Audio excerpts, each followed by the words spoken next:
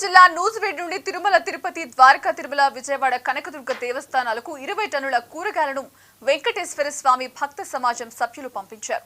ప్రతి నెల నూజివీడు పరిసర ప్రాంతాల్లో పండించిన అన్ని రకాల నాణ్యమైన కూరగాయలను రైతుల నుంచి సేకరించి దేవస్థానాల్లో జరిగే నిత్యాన్నదానానికి వితరణగా పంపిస్తున్నట్లు భక్త సమాజం సభ్యులు నక్కా సత్యనారాయణ చెప్పారు. తిరుమల శ్రీవారి సన్నిధిలో జరిగే నిత్యాన్నదానానికి కూరగాయలు పంపడం అదృష్టంగా భావిస్తున్నట్లు సత్యనారాయణ చెప్పారు.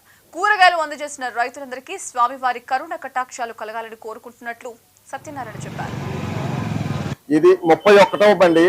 ఇట్లా దేవరగుంట నూజివీడు పరిసర ప్రాంతాల్లో కాసిన చక్కగా మంచి కూరగాయలు తిరుమల తిరుపతి దేవస్థానానికి మన నూజివీడు నుంచి పరిసర ప్రాంతాల నుంచి ఇలా వెళ్ళటం అనేది ఇది పూర్వజన్మ సుకృతం అయ్యా. ఇలా అందరూ కూడా మన అందరూ ఇది ఆ స్వామివారికి ఇలా పంపించడం, నూజివీడు మన పరిసర ప్రాంతాల రైతులు కానీ మన నూజివీడు ఇలా వాస్తవ్యులు కానీ వీళ్ళందరూ కూడా మన నూజివీడు నుంచి ఇలా పంపించాలని స్వామివారిని వీళ్ళందరూ కూడా ఇలా కొంచెం ముందరకు వచ్చి అందరూ మనందరినీ చేసి ఆ స్వామివారికి పంపించాలని నేను వేడుకుంటున్నానయ్యా. తిరుమలకి ఇది 31వ బండి అయ్యా.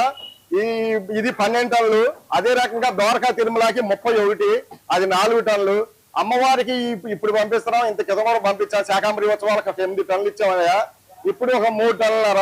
ఇలా ఇన్ని దేవస్థానాలకి తిరుమలకి ద్వారకా తిరుమలకి నిత్యం అంటే నెల వెళ్తుందయ్యా. కానీ ఈ శ్రీశైలానికి వీళ్ళకి కొంచెం వాళ్ళకి కావాల్సినప్పుడు వాళ్ళు అడుగుతున్నారు, అప్పుడు ఇస్తున్నామయ్యా. ఇలా ముందు కూడా కొనసాగించాలని కోరుకుంటున్నామయ్యా. ఓం నమో వెంకటేశాయ.